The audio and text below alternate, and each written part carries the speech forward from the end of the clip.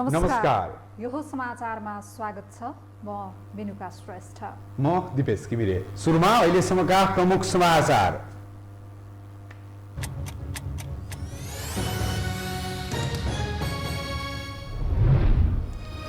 विजयादशमीको तेस्रो दिन आज पनि आफन्त तथा मान्यजनबाट टीका र जमरा ग्रहण गरियो। सरकारी कार्यालय र बैंकहरू सञ्चालनमा आए, सेवाग्राही भने न्यून। एकीकृत समाजवादीद्वारा 335 सदस्यीय केन्द्रीय कमिटी गठन। शीर्ष नेताहरूको कार्यविभाजन हेरफेर। झलनाथ खानलाई सम्मानित नेताको दर्जा दिइयो। भारतीय सेनाको 39 सदस्य उच्च स्तरीय टोली नेपालमा। अर्थमन्त्रीदेखि प्रधानमन्त्रीसम्मलाई भेट्ने कार्यतालिका। गोप्य सैन्य रणनीति तय हुन सक्ने सुरक्षाविदको आशंका। दशैँपछिको पहिलो कारोबारको दिन नेपाली शेयर बजारमा दोहोरो अङ्कको सुधार। ब्याज दर घट्ने सङ्केत सकारात्मक भएको विश्लेषण। कारोबार रकम भने 1.5 अर्बमा सीमित। साफ च्याम्पियनसिपमा उपविजेता भएको नेपाली फुटबल टोली भोलि स्वदेश आइपुग्ने। निरन्तर साथ दिन समर्थकलाई प्रशिक्षकको आग्रह। विमानस्थलमा स्वागतको तयारी।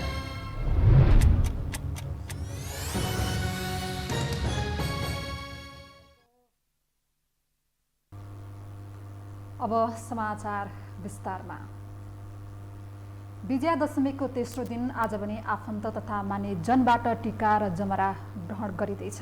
विभिन्न कारण घरबाट टाढा रही टीका लगाउन छुटेकाले पूर्णिमासम्म नै आफन्त र मान्यजनको हातबाट टीका लगाउने चलन छ। पश्चिमका केही जिल्लामा दशमीको दिन मात्र टीका थाप्ने प्रचलन रहे पनि अन्य जिल्लामा भने कोजाग्रत पूर्णिमासम्म मान्यजनबाट टीका थापेर आशीर्वाद लिने गरिन्छ। मान्यजनबाट दुर्गाको प्रसादका रूपमा टीका ग्रहण गर्दा अन्य फूलका साथै घटस्थापनाका दिनमा वैदिक विधिपूर्वक राखिएका पहेँलो जमरालाई समृद्धिको प्रतीकको रूप मानि शिरमा लगाउने गरिन्छ। यता दशैँको अवसरमा बन्द रहेका सरकारी कार्यालय र बैंकहरू भने आजबाट सञ्चालनमा आएका छन्।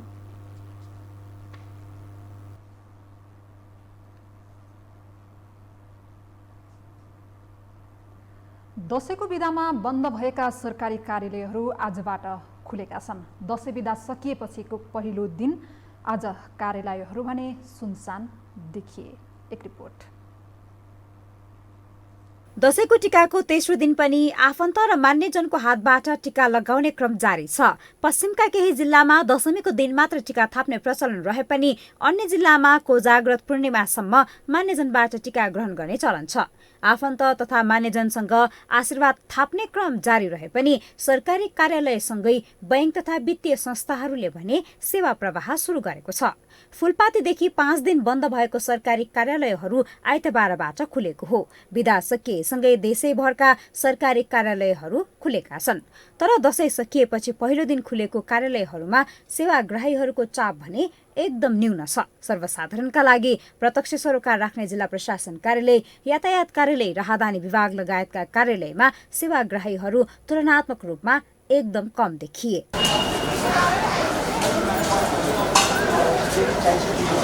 सेवाग्राही कम भए पनि सेवा प्रवाहमा हेलचेक्राइ नगरिएको सरकारी कार्यालयहरूको दाबी छ। केही कर्मचारीलाई बिदा सकिएर फर्किन समय लागे पनि सेवा प्रवाहका लागि कार्यालयमा यथेष्ट कर्मचारीहरू भएको काठमाडौँ जिल्ला प्रशासन कार्यालयको दाबी छ। कर्मचारी नभएकै कारण सेवा लिन समस्या भएमा सेवाग्राहीले तुरन्त कार्यालय प्रमुखलाई खबर गर्न सक्ने व्यवस्था गरिएको बताइन्छ।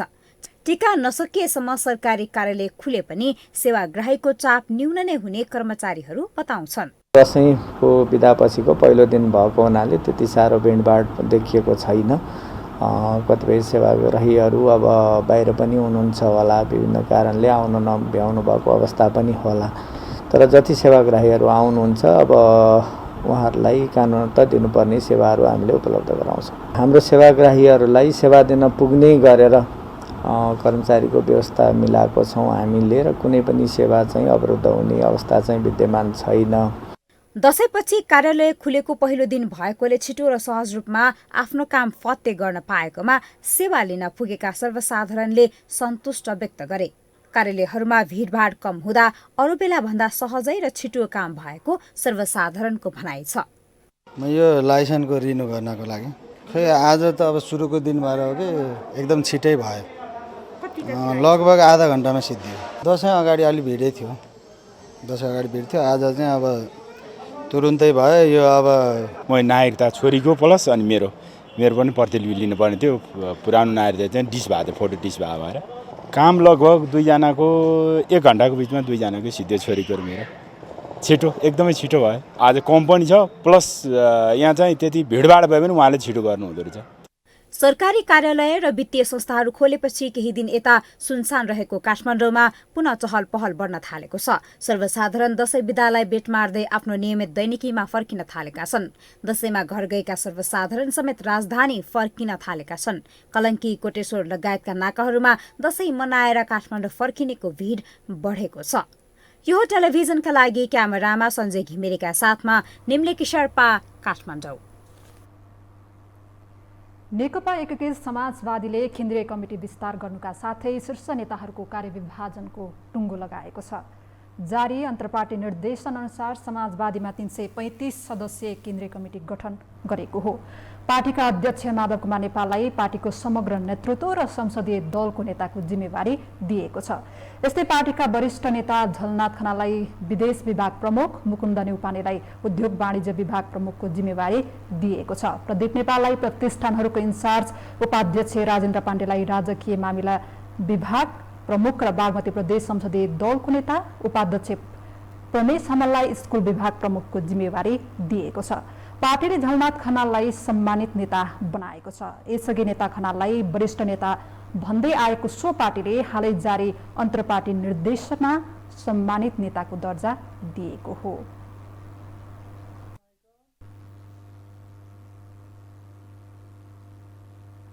अब बाँकी समाचार। सुरुवाती जिल्ला अधिवेशनमा आफ्नो पक्षमा माहौल बनेपछि नेपाली कांग्रेसको पौडेल पक्षमा उत्साह छ। हालसम्मको नतिजा अनुसार 10 जिल्लामध्ये 6 जिल्लामा पौडेल पक्षले नेतृत्व हत्याएको छ। तर केन्द्रीय नेतामा नेतृत्वको विषयलाई लिएर सहमति जुट्न नसक्दा पौडेल पक्षमा अलमल भने कायमै छ।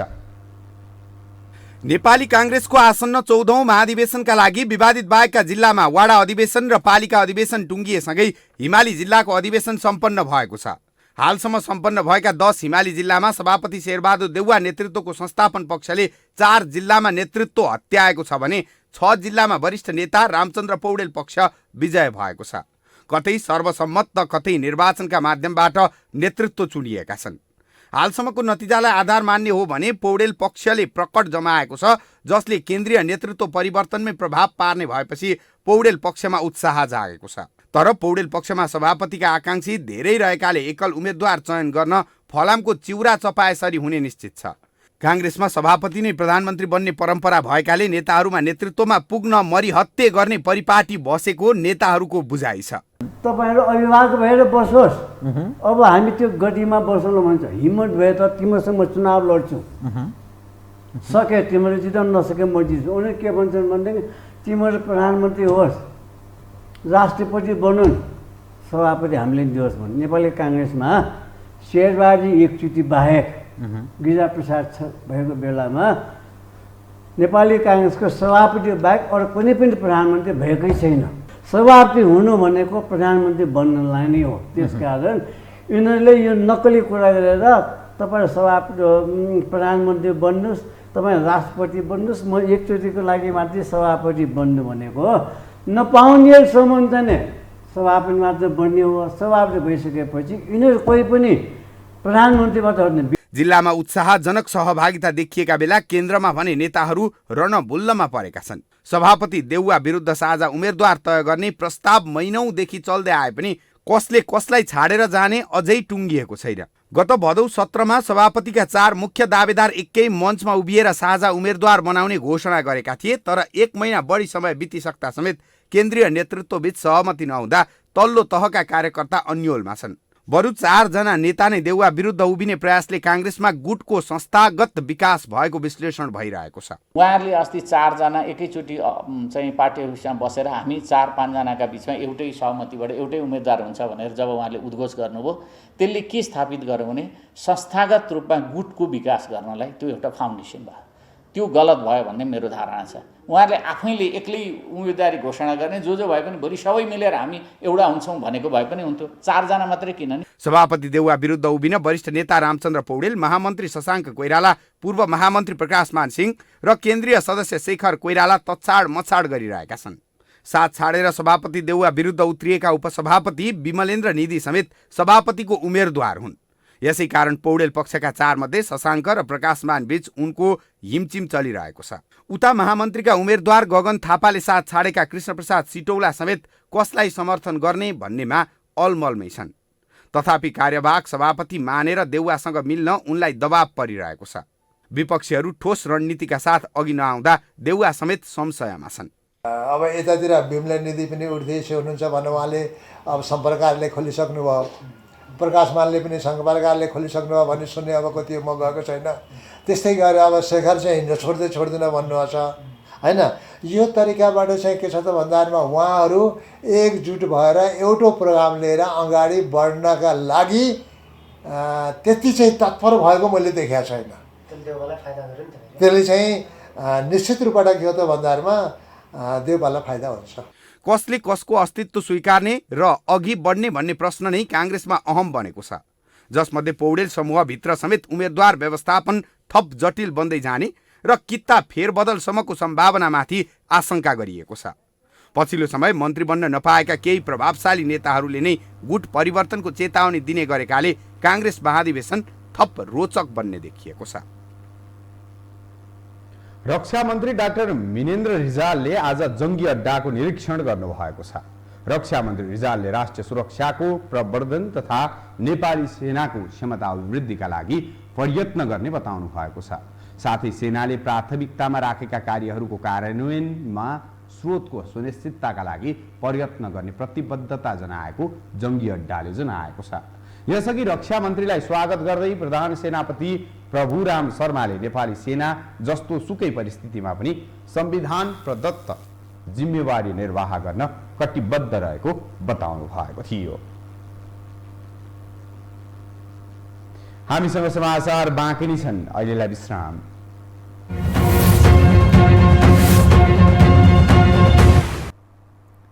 विश्रामपछि स्वागत छ। अब बाँकी समाचार।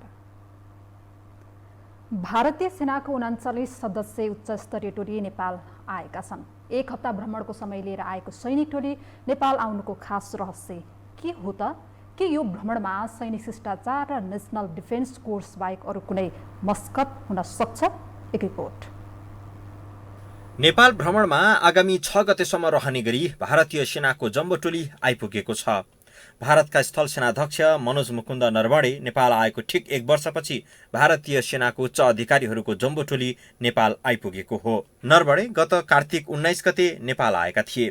पुनः भारतीय सेनाको उच्च अधिकारी सहितको 39 जनाको भ्रमण टोली किन नेपाल आयो त? यसतर्फ धेरैको ध्यान आकृष्ट भएको छ। नेपाल आएको भारतीय सेनाको टोलीमा नयाँ दिल्ली स्थित नेसनल डिफेन्स कलेजमा सञ्चालित नेसनल डिफेन्स कोर्सका सहभागीहरू छन्। भ्रमणको सिलसिलामा टोलीले प्रधानमन्त्री, रक्षा मन्त्री, अर्थमन्त्री र परराष्ट्र मन्त्रीसँग शिष्टाचार भेटवार्ता गर्ने कार्यक्रम छ। 7 दिवसीय भ्रमणको कार्यक्रम रहेको भारतीय सेनाको टोलीले जङ्गी अड्डा भद्रकाली, मध्य कमान्ड हेडक्वार्टर पोखरा र कमान्ड तथा स्टाफ कलेज शिवपुरीको भ्रमण गर्नेछन्। यसका साथै यो टोलीले पशुपतिनाथ मुक्तिनाथ दर्शन गर्ने, होटल एभरेस्ट भ्यू नाम्ची तथा चन्द्रागिरीको भ्रमण लगायत नारायणहिटी सङ्ग्रहालयको समेत अवलोकन गर्ने कार्यक्रम रहेको छ। उनीहरूको औपचारिक कार्यक्रम बाहेक अन्य भेट र विषयवस्तु खुलस्त भइसकेका छैनन्। भारतीय सेनाको चासोपूर्ण यस भ्रमण धेरैको मनमा शिष्टाचार भेट र एनडीसी कोर्स मात्रै हो त भन्ने प्रश्न उब्जिएको छ। नेपाली सेनाका पूर्व अधिकारीहरू यसलाई आलोचनात्मक कोणबाट हेर्न जरुरी नरहेको बताउँछन्। तर अहिलेको हिसाबमा चाहिँ म यहाँलाई के भन्छु भन्दाखेरि यो ग्रुप चाहिँ यो भिजिट चाहिँ एउटा एकाडेमिक भिजिट हो, एउटा प्राज्ञिक भिजिट हो र नेपालको लागि चाहिँ एउटा तपाईँको एउटा सेन्टर मानेर अब उनीहरूले यहाँको चाहिँ विभिन्न हिसाबले रणनीतिक हिसाबले अब आर्मी हेडक्वार्टरसँग यिनीहरूको पक्का अन्तर्क्रिया हुन्छ। उनीहरूले मिलिट्री भ्याल्युजबाट उनीहरूले अन्तर्क्रिया गर्छ। मुक्तिनाथदेखि सगरमाथाको पाउचसम्म पुग्दा र भारतीय सेनाका अधिकारीहरूले अर्थमन्त्रीदेखि प्रधानमन्त्रीसम्म सहजै भेट गर्ने तालिका बनाउँदा शिष्टाचारको नाममा कुनै सैनिक रणनीतिक जालो त बुन्दै छैनन्। डाक्टर बस्नेत भन्छन् उच्चस्तरीय भेटघाट कोर्स अन्तर्गतकै भेट हो भने भ्रमणमा धार्मिक आस्था र पर्यटन मात्रै जोडिएको बताउँछन्। अब यो सगरमाथा राष्ट्रिय निकुञ्ज एरिया अथवा अब सगरमाथा हिमालको नजिक मुक्तिनाथ नजिक ल्याउनुमा चाहिँ अब यो पर्यटकीय, मैले यसरी बुझेको छु यसलाई, पर्यटकीय चाहिँ एउटा गन्तव्यको रूपमा, धार्मिक गन्तव्य रूपमा पनि आएको हुनसक्छ। किनभने त्यहाँ आउने मेन कोर्सका इन्चार्जहरू इन्डियन जेनरलहरू हुन्छन् र यिनीहरूलाई चाहिँ अब मुक्तिनाथ भनेपछि विशेष गरेर अब त्यहाँको चाहिँ प्रधानमन्त्रीहरू आउँदा, चिफ स्टाफहरू आउँदाखेरि यो मुक्तिनाथ जाने गर्छ उनीहरूले। एउटा यो नेपालको पशुपतिनाथ र मुक्तिनाथ उनीहरूले कहिले पनि छुटाउँदैन, मैले यसरी बुझेको छु। यद्यपि विगतमा पनि मित्र राष्ट्रमा उच्च स्तरका तालिममा सहभागी शिक्षार्थीहरूले नेपालको भ्रमण गर्ने तथा नेपाली सेनामा सञ्चालित कमान्ड तथा स्टाफ तालिमका प्रशिक्षार्थीहरू पनि मित्र राष्ट्रहरूको भ्रमण गर्ने परम्परा रहिआएको नेपाली सेनाको भनाइ छ। जब जब भारतीय सेनाको विषय आउँछ तब तब हर नेपालीको मनमा अनेकन प्रश्नहरू उब्जिने गर्दछन्।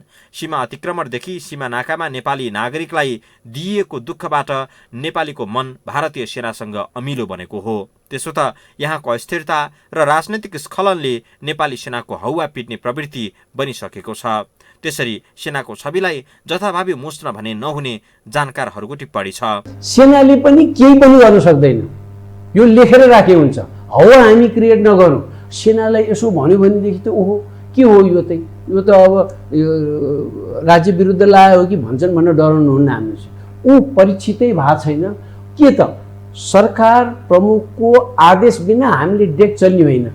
जहाँ जे जसो भए पनि हाम्रो काम यति मात्र हो भन्यो भने त्यही परिभाषा गरे हुन्छ। बोली पनि हुन्छ, रिटायरवालाहरूले नि बोली हुन्छ नि, हाम्रो काम यो मात्र हो, तपाईँहरूले सेना आओस् भने जस्तो गरेर नगर्नुहोस्, यो मिल्दैन।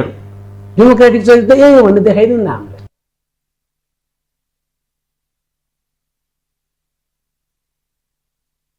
छिमेकी राष्ट्रका सैनिक अधिकारीहरूको यस किसिमको भ्रमणले दुई देशबीचको सैनिक सम्बन्धलाई अझ सुमधुर एवं बृहत्तर पार्न थप मद्दत पुग्ने विश्वास लिइएको छ। नेपालमा आज थप 391 जनामा कोरोना संक्रमण पुष्टि भएको छ।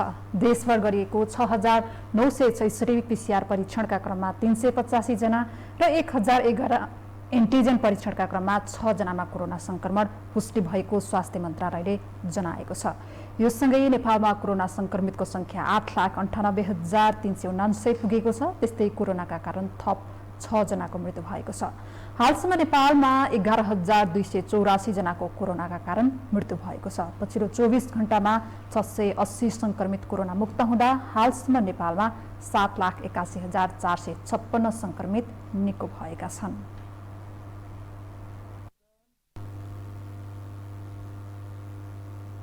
अब बाँकी समाचार। भारतको ओडिसा आसपासका क्षेत्रमा बनेको न्यून चापीय प्रणाली र पश्चिमी वायुको प्रभावका कारण नेपालका अधिकांश स्थानमा वर्षा भइरहेको छ। उच्च पहाडी क्षेत्रमा मेघ गर्जन र चट्याङ सहितको वर्षा हुने र उच्च हिमाली क्षेत्रमा हिमपात समेत हुने भएकाले विशेष सावधानी अपनाउन मौसमविदहरूले आग्रह गरेका छन्। एक रिपोर्ट। भारतको केरला राज्यमा भारी वर्षाका कारण आएको बाढीले जनजीवन प्रभावित बनेको छ। केरलाका विभिन्न भूभागमा जारी भारी वर्षासँगै आएको बाढीका कारण हालसम्म 20 जना भन्दा बढीको ज्यान गइसकेको स्थानीय सञ्चार माध्यमहरूले जनाएका छन्। अरू थुप्रै मानिस हराइरहेका छन्।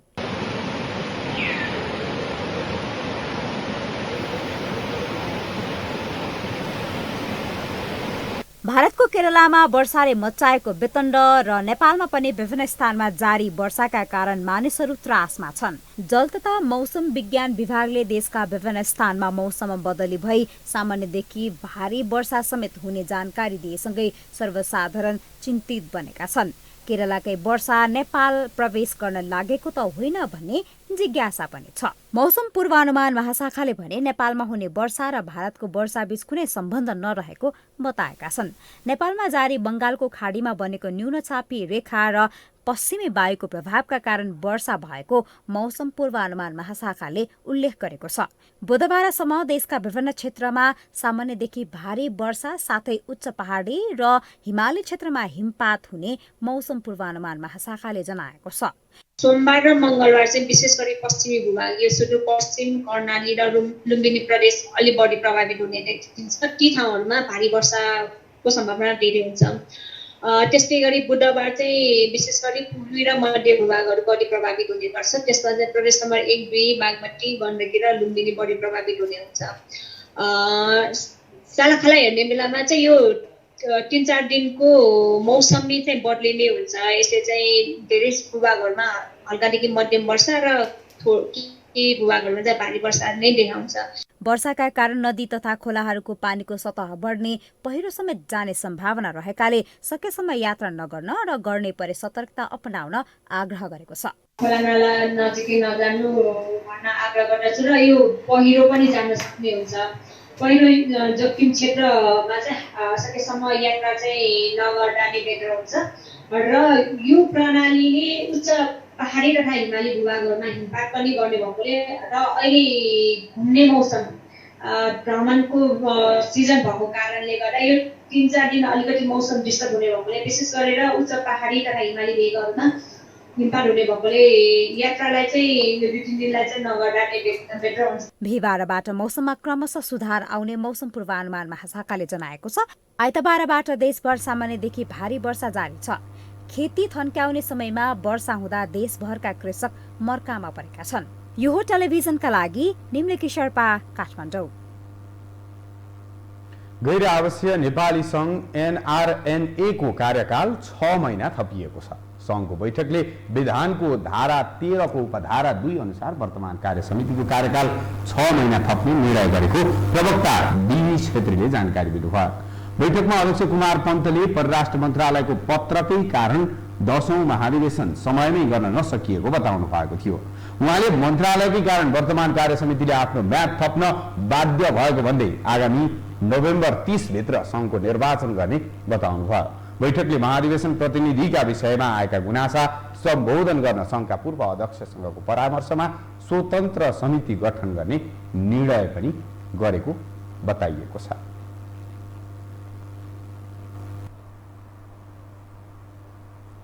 अब पालो अर्थ समाचारको।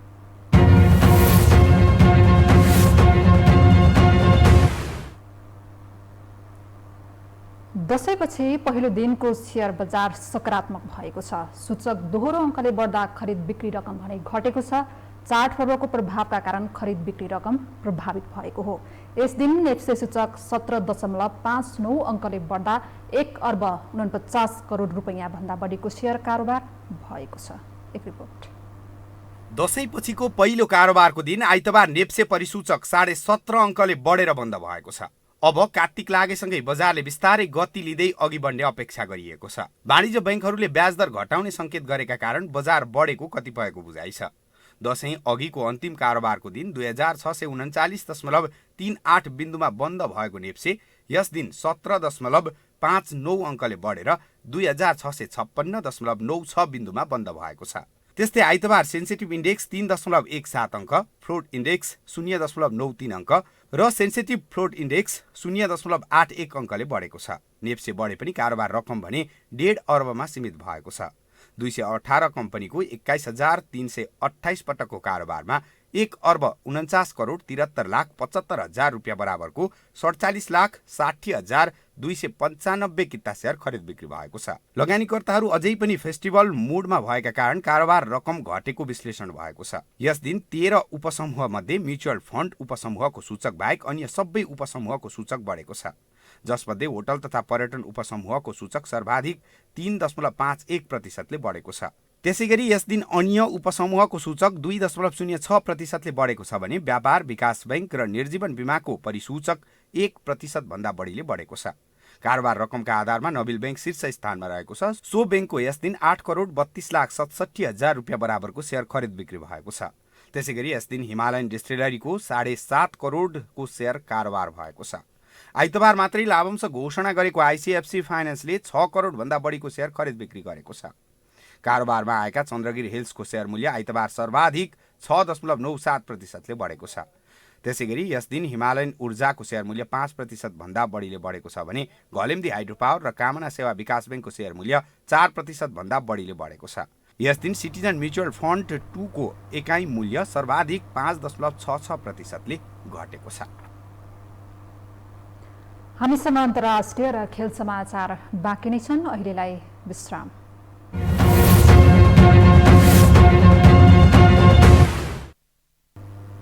विश्रामपछि स्वागत छ। अब पालो अन्तर्राष्ट्रिय समाचारको।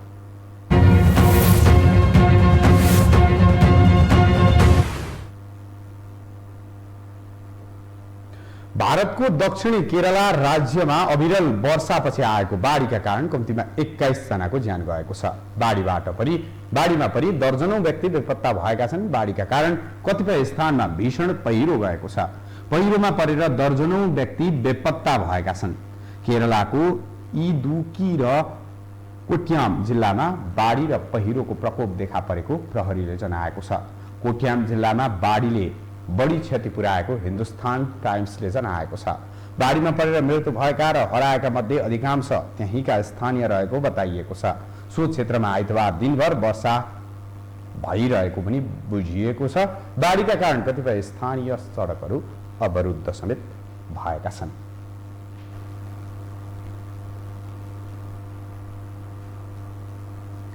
अब पालो खेल समाचारको।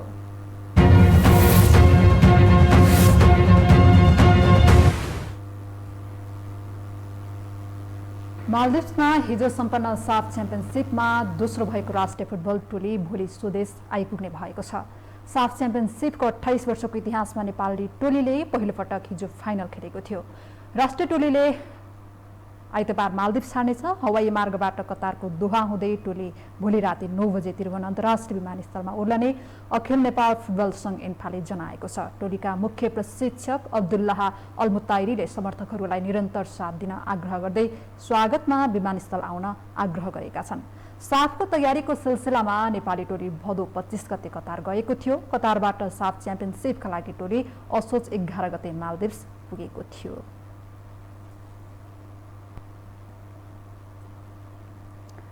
साफ च्याम्पियनसिपको उपाधि जितेर नयाँ इतिहास रच्ने नेपालको सपना अधुरै बनेको छ। सधैँझै यस पटक पनि नेपालको सामु भारत पर्खाल बनेर उभियो। एक रिपोर्ट।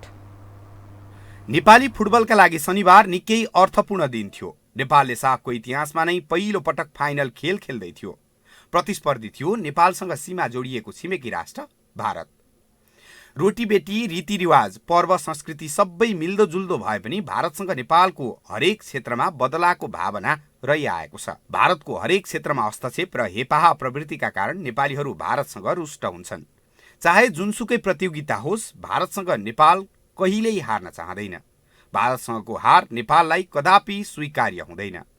तर अफसोस नेपालीको बाध्यता भारतसँगको खेलमा सधैँ जसो पराजय नै भोग्नुपर्छ। शनिबार साफ च्याम्पियनसिपको फाइनलमा पनि भारतलाई पराजित गरेर उपाधि रक्षा गर्ने चाहना त थियो नै, तर त्यो भन्दा बढी हेपाहा प्रवृत्तिको हारमा आत्मा सन्तुष्टि हुने अवसर थियो। यही आइतबारको खेलमा भारतमाथि जित हासिल गरेको भए उपाधि उचालेको भन्दा बढी त्यो जितले महत्त्व राख्ने थियो। नेपालले साफको फाइनलमा भारतसँग 3-0 गोल अन्तरले हार बेहोर्नु पर्यो। मालदिभ्सको राजधानी मालेमा सम्पन्न 13औं साफ च्याम्पियनसिपमा पहिलो हाफ बराबरी खेलेको नेपालले दोस्रो हाफको सुरुवाती केही मिनेट सम्हालिन नसक्दा 1 मिनेटको अन्तरालमा 2 गोल खान पुग्यो। ठूलो वर्षाले प्रभावित पारेको खेलको 49औं मिनेटमा कप्तान सुनिल छेत्रीको गोलमा भारतले अग्रता बनायो। त्यसको 1 मिनेट बित्दा नबित्दै सुरेश सिंहले फेरि बललाई जाली चुमाए। खेल सकिने अतिरिक्त समयमा सहद अब्दुल समादले गोल गर्दै नेपालको उपाधि रक्षामा बाधक बनेर उभिए। नेपाललाई अर्को एक चोट दिएको भारतले 8 पटक साफको उपाधि आफ्नो नाम गर्न सफल भयो। भारतले यसअघि 1993, 1997, 1999, 2005, 2009, 2011 र 2015मा साफको उपाधि जितेको थियो। नेपाल र भारतबीच अहिलेसम्म 23 पटक भेट भएको छ, जसमा भारतले नेपाललाई मात खुवाउँदै आएको छ। 16 पटक भारतले जित्दा 5 खेल बराबरीमा सकिएको छ भने नेपालको नाममा जम्मा 2 जित मात्रै छ। पछिल्लो पटक नेपालले भारतलाई 8 वर्ष अगाडि काठमाडौँमा हराएको थियो। 2013 को साथमा 2-1 गोलले हराए यता भारतमाथि नेपालले जित हात पार्न सकेको छैन। त्यो क्रमले आइतबार पनि निरन्तरता पायो। यसअघिको खेलमा हारको जिम्मा नेपालका मुख्य प्रशिक्षक अब्दुल्ला अल मुताइरीले आफूले लिने र नेपालीसँग माफी माग्ने गरेका थिए, तर अल मुताइरीले यसपटक माफी माग्न भने चाहेनन्। आइतबारको खेलमा नेपालले हार्नुको कारण नै फाइनलको अनुभव नरहेको उनको धारणा छ। 1 मिनेटको बीचमा 2 गोल खानु नै नेपालको हारको कारण भएको उनको बुझाइ थियो। You know, when you receive 2 goals in 1 minute in final match, it is very difficult. But after that, I take 2 defenders out and we play very attacking. You know, maybe if it is not raining, maybe Rohit will not sleep in the squad. But it does not mean anything. The most important, and this is my request to all Nepali people, they must do this if they really love their national team. भारतका अगाडि लम्पसार परेका नेताहरूबाट थाकिसकेका नेपालीहरू खेलको मार्फतबाट भए पनि भारतको पराजय हेर्न चाहन्छन्। तर यसमा पनि लगातारको नतिजाले नेपालीहरू निराश बनेका छन्। हुन त नेपालका लागि साफको फाइनल पुग्नु नै अहिलेसम्मकै ठूलो उपलब्धि हो। यसलाई भने नेपालीले आत्मसात गर्नै पर्छ। यो हो टेलिभिजनका लागि निरज कोइरालाको रिपोर्ट। अब मौसम सम्बन्धी जानकारी।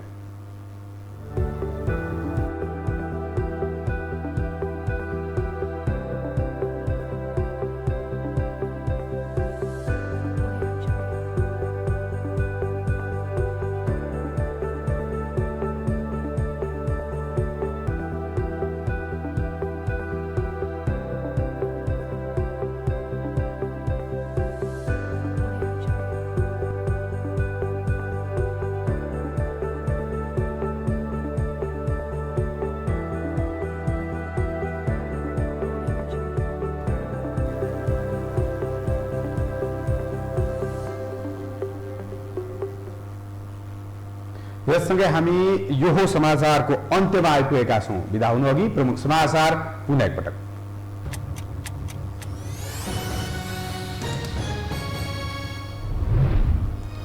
विजयादशमीको तेस्रो दिन आज पनि आफन्त तथा मान्यजनबाट टीका र जमरा ग्रहण गरियो। सरकारी कार्यालय र बैंकहरू सञ्चालनमा आए, सेवाग्राही भने न्यून। एकीकृत समाजवादीद्वारा 335 सदस्यीय केन्द्रीय कमिटी गठन, शीर्ष नेताहरूको कार्यविभाजन हेरफेर, झलनाथ खनाललाई सम्मानित नेताको दर्जा दिइयो। भारतीय सेनाको 39 सदस्यीय उच्चस्तरीय टोली नेपालमा, अर्थमन्त्रीदेखि प्रधानमन्त्रीसम्मलाई भेट्ने कार्यप्रणालीका गोप्य सैन्य रणनीति तय हुन सक्ने सुरक्षा विज्ञको आशंका। दशैँपछिको पहिलो कारोबारको दिन नेपाली शेयर बजारमा दोहोरो अङ्कको सुधार, ब्याज दर घट्ने संकेत सकारात्मक भएको विश्लेषण, कारोबार रकम भने 1.5 अर्बमा सीमित।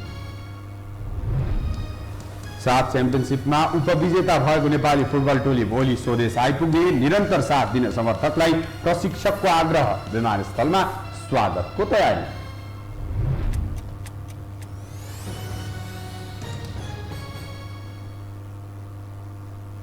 हवस् त यो हो समाचार सकियो। समाचार बुलेटिनका साथै यो हो टेलिभिजनका सम्पूर्ण कार्यक्रम यो हो टेलिभिजन.com, यो हो खबर.com, युट्युब र फेसबुकमा पनि पढ्न र हेर्न सक्नुहुनेछ। मोबाइलमा यो हो टिभी एप डाउनलोड गरी हामीलाई प्रत्यक्ष हेर्न सक्नुहुनेछ। तथ्य सहितको निष्पक्ष समाचारका लागि हेर्दै रहनुहोला यो हो टेलिभिजन। नमस्कार।